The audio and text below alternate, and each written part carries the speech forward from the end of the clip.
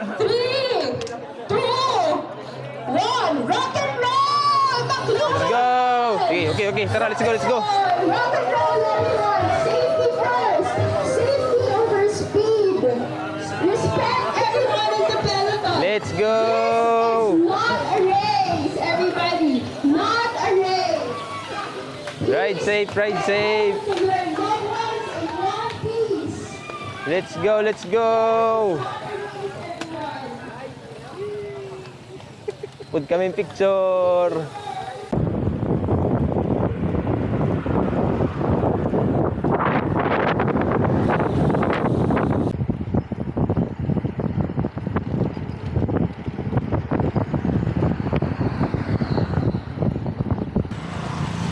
Pabalik na yung ibang team. Approaching pa lang ako sa Carigara town proper. Maya na ako mag coffee break and hydrate and refill. Pauwi na yung iba na 100 km.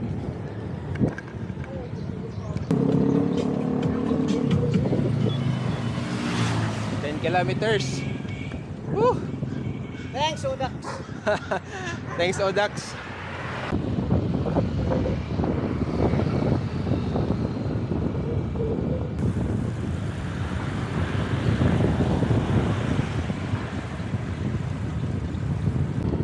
Alright guys, we are now in Tacloban City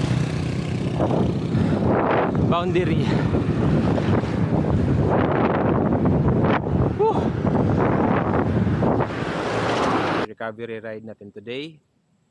The entire course was 105 kilometers and natapos natin yung entire course ng roughly 4 hours. Tip ko lang, huwag kang ma-hype kasi maraming siklista, hype na hype ka, and the moment na release na ay yung iba ay mabilis.